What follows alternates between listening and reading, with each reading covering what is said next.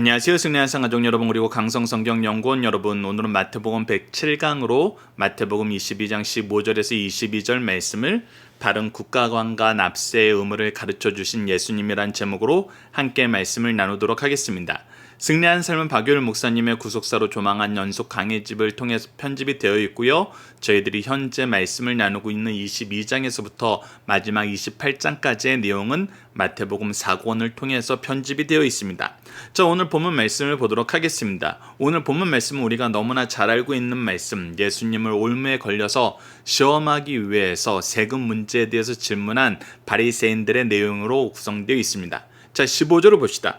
이에 바리새인들이 가서 어떻게 하면 예수를 말의 올무에 걸리게 할까 상의하고, 자, 이들이 지금 예수님께 오는 이유는 무엇입니까? 많은 사람들이 예수님께 오는 이유는 예수님을 선지자로 아는 거로 예수님을 통해서 하나님의 말씀을 알고 하나님의 능력을 얻고 하나님의 은혜의 역사에 참여하기 위한 것입니다. 그러나 바리새인들은 메시아가 누구신지 미리 알아서 사람들에게 증언해야 될 책임이 있음에도 불구하고 이들은 예수를 끊임없이 죽이려 하고 함정에 빠뜨리려고 합니다. 그래서 그러한 목적을 가지고 지금 예수님께 오고 있어요. 근데 올 때 어떻게 오고 있습니까? 16절을 보시죠. 자기 제자들을 헤롯 당원들과 함께 예수께 보내어 말하되, 자, 먼저 중요한 것은 이들이 누구와 함께 왔냐는 것입니다. 바로 헤롯 당원들과 함께 왔습니다. 자, 우선 바리새인들은 말씀을 중심으로 이스라엘 사람들의 독립을 강하게 주장하는 사람들 중에 한 그룹이었습니다.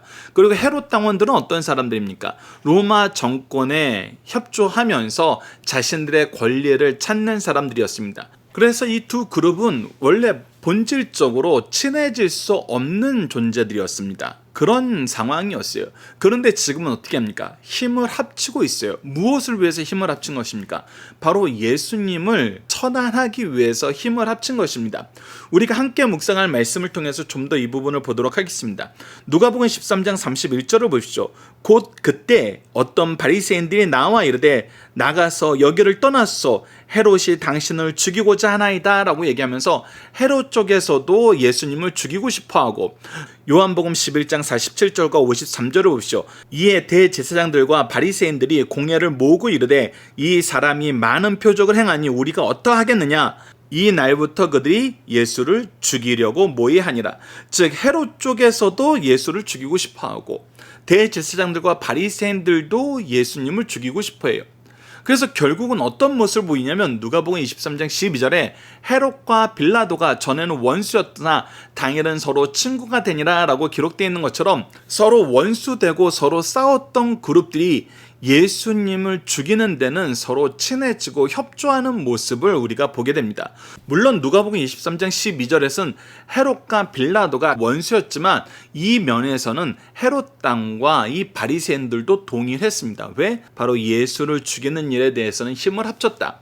자, 그리고 이들이 준비한 올무에 대해서 우리가 17절 말씀을 통해서 확인합시다. 그러면 당신의 생각은 어떠한지 우리에게 이르소서. 가이사에게 세금을 바치는 것이 옳으니까 옳지 아니하니까 하니라고 물어보고 있습니다. 자, 우선 우리가 먼저 첫 번째 살펴봐야 될 것은 이들이 준비한 올무의 정체입니다. 이들이 왜 헤롯 당원들과 함께 왔을까요? 헤롯 당원들은 기본적으로 로마에 충성하는 사람들입니다. 그렇기 때문에 로마에 세금 바치는 것에 협조적인 사람들이에요. 그러나 바리새인들은 유대주의를 강하게 주장하는 사람들입니다. 독립을 강하게 주장하는 사람들이에요. 하나님의 백성임을 강하게 주장하는 사람들이에요. 그래서 기본적으로 세금 내는 거에 대해서 침략 국가에 세금을 내는 건 본질적으로 반대를 하고 있습니다. 그리고 많은 백성들이 이 바리새인들의 생각을 지지하고 있어요. 그들도 자기들이 로마의 속국으로서 로마의 세금을 바치는 것이 부당하다고 생각하고 있고, 그 당시의 세금 제도를 우리가 잠시 살펴보면은 이 세리들이 각자가 자기가 최대한의 줄 수 있는 금액만큼 로마 정부를 통해서 입찰을 합니다. 그래서 입찰 경쟁이 붙어요. 그래서 로마 정부에게 가장 많은 세금을 바친다는 사람들에게 세리장의 지위를 줍니다. 그러면 이 세리장의 지위를 받은 사람들은 자기가 원하는 만큼 자유롭게 세금을 걷고 거기서 자기가 약속한 금액만큼만 로마 정부에 주고 나머지는 자기가 착복할 수 있는 제도를 가지고 있었어요. 즉 불법이 횡행할 수 있는 제도를 가지고 어떤 시스템을 만든 거냐면, 같은 민족이 같은 민족을 핍박해서 내분이 일어나는 쪽으로, 그래서 로마를 미워하는 것보다 세리들을 더 미워하는 그런 시스템을 만들고 있었고, 자기네들은 힘을 들이지 않고 자연스럽게 탐욕에 의해서 자기네들에게 세금을 많이 바치는 사람들을 더 잘 만들 수 있는 제도를 가지고 있었어요. 그렇기 때문에 사람들이 세리를 싫어했던 것입니다. 그래서 더더욱 세금 바치는 것도 마음에 안 들지만, 자기 동포들 중에 일부가 세리가 되어서 로마에 협조하면서 자기네들에게 폭리를 취하는 거, 폭력을 행사하는 거, 그것이 마음에 들지 않았던 거예요. 그래서 일반적으로 백성들은 세금 내는 것을 싫어했습니다. 반대로 헤롯 당원들은 당연히 세금 내는 것에 찬성을 했습니다. 자, 그래서 바리새인들이 헤롯 당원들을 데리고 온 이유가 여기서 성립이 됩니다. 만약에 예수님께서 이 질문을 들으시고 세금 내는 거 옳지 않아 하면 어떻게 하는 거예요? 헤롯 당원들 앞에서 그 얘기했기 때문에 헤롯 당원들이 예수님을 고발하여서 끌고 가면 돼요. 로마 법정에 세울 수 있는 거예요. 반역자로 처벌할 수 있는 것입니다. 반대로 예수님께서 세금을 내는 것이 옳다 그러면 어떻게 되는 거예요? 백성들한테 신망을 잃는 거예요. 지금 예수님의 인기가 너무 하늘 높이 치솟고 있거든요. 그래서 이 사람들이 예수님에게 등을 돌릴 수 있게 만드는 그런 빌미를 제공할 수 있는 거예요. 그런데 여기서 우리가 주의 깊게 봐야 되는 것은, 이 올무를 만든 사람들의 위선을 우리가 먼저 봐야 된다는 것입니다. 바리새인들은 원래 이것을 찬성하는 사람이었어요? 안 하는 사람이었어요? 찬성하지 않는 사람이었어요? 세금 내는 걸 싫어하는 사람들이었어요.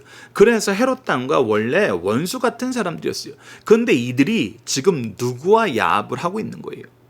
로마 정부에 협조하는 것을 좋아하는 사람들, 거기서 권력을 얻는 사람들과 지금 야합을 하고 와서, 자기네들은 이미 야합이라는 악을 행하면서도 예수님이 악을 행하는가 안 하는가, 예수님이 이런 올무에서 빠져나갈 수 있는가 없는가, 그것을 시험하고 있는 거예요. 일반 백성들 앞에서는 예수님이 이런 모습을 보이면은 욕을 먹을 걸 알고 있는데, 그들은 이미 이런 모습을 행하고 있어요. 그래서 이들이 계속해서 두려워하던 사람들에 대해서도 그들은 위선적인 마음을 가지고 자기네들의 비밀을 지키면 괜찮다는 생각을 가지고 이렇게 함정을 판 것입니다. 그래서 이들의 악함과 위선이 여기에 같이 녹아져 있다는 것을 우리가 볼 수 있어요. 자, 그래서 첫 번째 문제로 봅시다. 바리새인들은 누구와 함께 왔으며 예수를 잡으려는 올무의 정체는 무엇입니까? 바로 헤롯 당원들과 같이 왔었고, 이 세금 문제를 거론을 통해서 헤롯 당원들을 이용해서 로마 당국에 끌려가게 만들든지, 아니면 백성들이 등을 돌리게 만들든지, 바로 이 부분에 그들의 목적이 있었습니다. 자, 다음 단락에서 예수님께서 그들을 아시고 하나님의 지혜의 말씀을 행하심을 우리가 볼 수 있습니다. 18절 말씀을 봅시다. 예수께서 그들의 악함을 아시고 이르시되, 외식하는 자들아 어찌하여 나를 시험하느냐. 자, 이들의 악함은 무엇이에요? 예수님에 대해서 그들이 지금 뭐라고 이빠른 칭찬을 했었어요. 16절을 보면, 당신은 참되고 진리로 하나님의 도를 가르치며 아무도 꺼리는 일이 없으시니 이는 사람을 외모로 보지 아니하심이니이다 라고 얘기하면서, 진리로 하나님의 도를 얘기하는 사람이기 때문에 하나님의 말씀대로 한번 얘기해 보시오 라고 얘기하고 있는 거예요. 그런데 이 말 속에는 이들이 예수님을 인정하는 것이 아니라 예수님을 함정에 빠뜨리기 위한 아부성 말이고, 유도하는 유도신문과 같았던 것이죠. 그래서 이들은 진리를 알고 싶어하는 것이 아니라 예수님을 죽이고 싶어하기 때문에 이들의 행동은 바로 악하다는 것입니다. 그리고 외식하는 자들이라고 얘기한 건 뭐예요? 조금 전에 말씀드렸던 것처럼 이들은 백성들에게 이 세상 제도가 잘못됐어, 로마가 잘못됐어, 이 제도는 악한 제도야 라고 얘기하면서 그 악한 제도를 지지하고 그 악한 제도 안에서 권력을 잡은 자들하고 이미 짝하고 있어요. 짝하고 있으면서 비난하고 있는 거예요. 그렇기 때문에 겉과 속이 다른 외식이라는 것입니다. 그리고 이들의 목표가 예수님을 시험하는 것이라는 것을 이미 알고 있어요. 자, 그래서 이들의 죄악을 들춰내신 다음에 이제 하나님의 질서를 가르쳐 줍니다. 그것이 바로 19절 이후의 말씀입니다. 세금 낼 돈을 내게 보이라 하시니 데나리온 하나를 가져왔거든. 이 데나리온은 바로 로마의 화폐의 단위죠. 20절에 예수께서 말씀하실 때 이 형상과 이 글은 누구의 것이냐? 이르되 가이사의 것입니다. 우리가 이미 앞서 살펴봤던 것처럼 예수님께서 성전에서 깨끗하게 하실 때 성전 안에서 환전하는 사람들이 있었어요. 이 환전하는 사람들은 바로 이 데나리온과 세겔을 바꾸는 사람들이었어요. 유대 화폐인 세겔로 바꾸는 일을 했었습니다. 그래서 이 데나리온에는 무엇이 각인되어 있냐면 바로 로마의 황제가 각인되어 있어요. 그리고 로마의 글자가 쓰여져 있어요. 그래서 예수님께서 말씀하시는 거예요. 그런즉 가이사의 것은 가이사에게, 하나님의 것은 하나님께 바치라 하시니, 이 말씀 안에는 어떤 의미가 있어요? 하나님께 바치는 것은 거룩하게 구별하여서 드리는 것이고, 이것은 우리가 당연히 지켜야 되는 거예요. 그래서 이들이 성전 안에서 쓸 돈을 환전했던 거 아니에요. 그러면서 동시에 그들은 이 세상에서의 삶을 살고 있어요. 그리고 세상에서의 삶은 이 가이사의 모양이 그려져 있는 데나리온으로 하고 있어요. 그렇기 때문에 이미 이 세상 안에서 살고 있는데, 그리고 세상 안에서 모든 경제활동을 다 하고 있는데, 너희들이 이것은 누리면서 합당한 의무는 저버리는 것이 말이 되냐는 거예요. 이것을 우리가 잘 살펴봐야 됩니다. 우리가 만약에 이 공동체 안에서 일을 하고 돈을 벌어요. 일을 하고 돈을 번다는 것은 우리가 어찌 보면은 노동의 대가를 받는 것이다라고 간략하게 축소해서 얘기할 수 있지만, 사실은 우리가 일할 수 있는 자리가 있는 것이 얼마나 중요한 것임을 성경에서 계속 우리에게 가르치고 있는 것을 볼 수 있어요. 우리가 앞서도 천국에 대한 비유에서 주인이 포도원에서 일할 일꾼들을 부르러 밖으로 나가는 것을 통해서 우리가 볼 수 있잖아요. 일자리를 얻는다는 건 굉장히 중요한 사건이에요. 그런데 그 일터에서 얻은 품삯을 내가 그 사회에 소속된 사람으로서 책임을 다하는 데 쓰는 것은 하나님의 법에 접촉되지 않아요. 즉 예수님께서는 이 부분을 분명히 선언해주고 계시는 것입니다.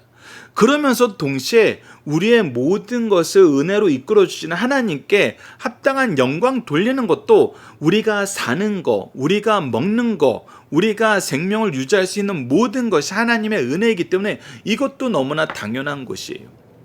즉 이것이 하나님이 세우신 질서 안에서 전혀 충돌되지 않도록 하나님께서 운영하고 계시는데, 너희들이 이것을 스스로 충돌되는 것으로 여기고 이것이 하나님 앞에 좋은 것으로 여기면서 너희들은 나라에도 충성하지 않고 하나님에게도 충성하지 않는 이런 위선적인 삶을 살고 있지 않느냐라고 예수님께서 다시 한번 가르쳐 주시는 거예요. 우리가 이 부분을 잘 이해를 해야 됩니다. 이 말은 단지 예수님이 이 상황을 자연스럽게 벗어날 수 있는 어떤 수사적인 의미만 우리에게 주시는 것이 아니에요. 이 세상을 창조하시고 이 세상을 통치하는 하나님의 질서를 가르쳐 주면서 그 질서 안에서 너희들이 마땅히 행할 바를 바로 이해하라고 말씀하시는 거예요. 이것을 우리가 함께 묵상할 말씀을 통해서 좀 더 자세히 보도록 하겠습니다. 자, 먼저 이 나라의 통치자들에 대해서 다니엘서를 통해서 우리에게 가르쳐준 하나님의 말씀, 그리고 로마서 13장을 통해서 이 세상 권세자들 대하는 교회의 태도를 우리가 보도록 하겠습니다. 자, 다니엘서 4장 34절에서 35절을 보십시오. 하나님께서 세상 통치자인 느부갓네살을 통해서 하나님의 뜻을 전한 것을 느부갓네살의 입술을 통해서 고백하게 한 말씀입니다. 그 기한이 참에, 즉 7대를 짐승처럼 살 거라는 그 기한이 참에 나 느부갓네살이 하늘을 우러러 보았더니 내 총명이 다시 내게 돌아온지라. 이에 내가 지극히 높으신 이에게 감사하며, 즉 하나님께 감사하며 이 뜻을 전하고 이 뜻대로 행하신 하나님께 감사하며 영생하시는 이를 찬양하고 경배하였나니 그 권세는 영원한 권세요. 이 땅의 권세는 영원하지 않은데 하나님의 권세는 영원한 권세고 그 나라는 대대에 이르로다. 영원히 있는 나라더라. 내 나라보다 훨씬 더 위대한 나라더라라고 고백하고 있는 거예요.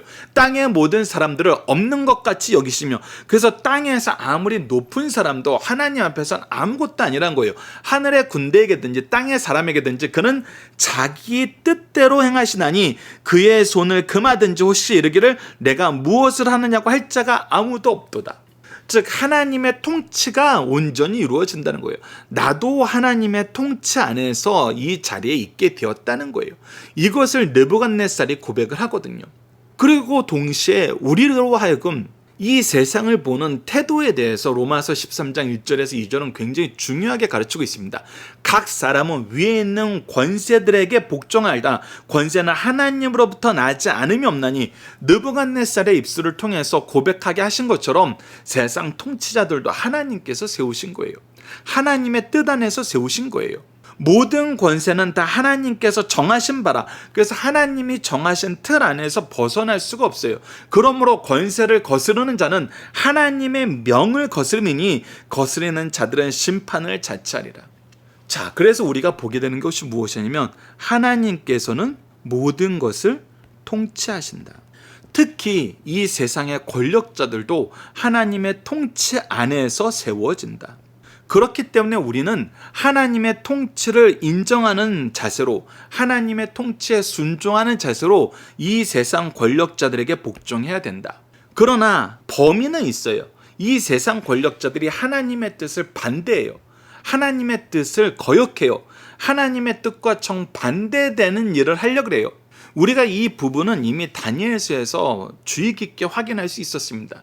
느부갓네살이 금신상을 만들어서 절하라 그럴 때 다니엘의 세 친구는 이것을 순종하지 않아요. 하나님의 뜻에서 벗어난 것은 순종하지 않아요.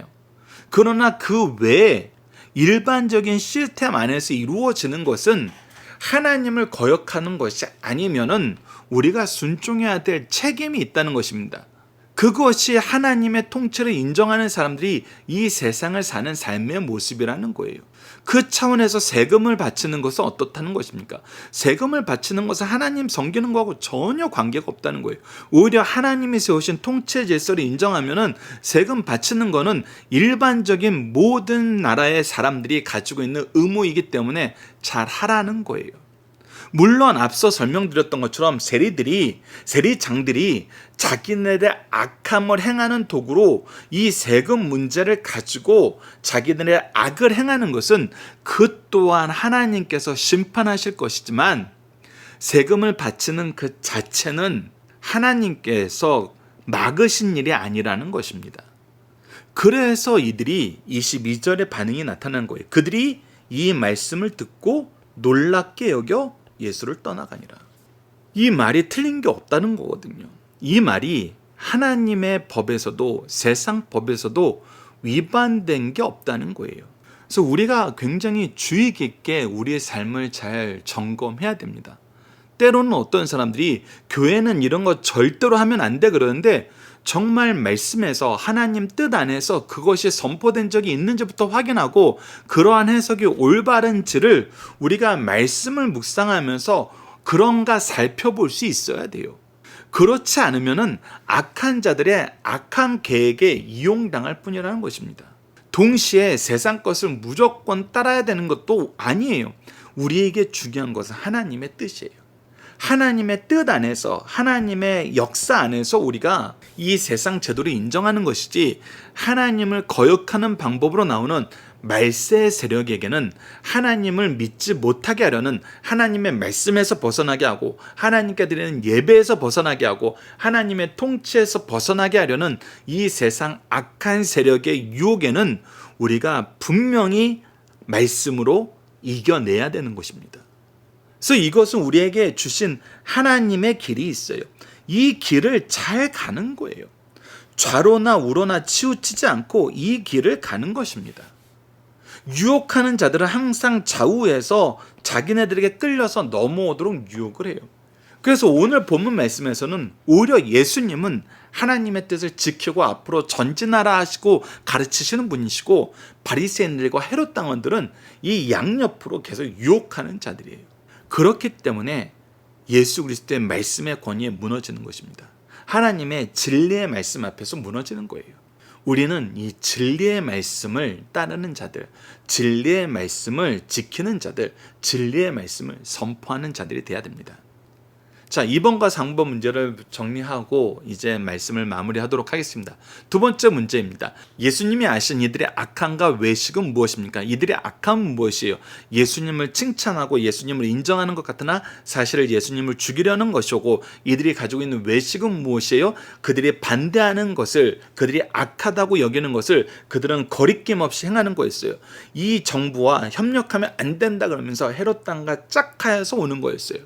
이것은 예수님께서 십자가에 달려 죽으시고 난 다음에 더 확실하게 드러납니다. 이들의 외식은 계속해서 드러나요. 마지막 세 번째 문제, 우리가 인정하고 의지하며 순종해야 될 하나님의 통치의 영역은 어디까지입니까? 하나님의 통치의 영역은 모든 세계 안에 있어요. 하나님의 통치의 영역에서 벗어난 곳이 없어요. 그래서 우리는 하나님의 말씀을 기준으로 살면은 하나님의 통치에서 벗어날 일이 없어요. 오히려 세상이, 악한 세력이, 거짓 선생들이 하나님의 통치에서 벗어나게 하려고 우리를 유혹해요. 예수님께서도 광야에서 받으신 유혹이 바로 마지막 시험이 자기한테 절하며 온 세계를 주겠다는 것이 바로 무엇에서 벗어나게 하려는 거였어요? 하나님의 통치에서 벗어나게 하려는 유혹이었어요. 이것을 우리가 기억하면서 하나님의 통치를 인정하는 삶을 살기를 우리가 기도하고 말씀 안에서 깨닫고 따르는 삶을 살길 바랍니다.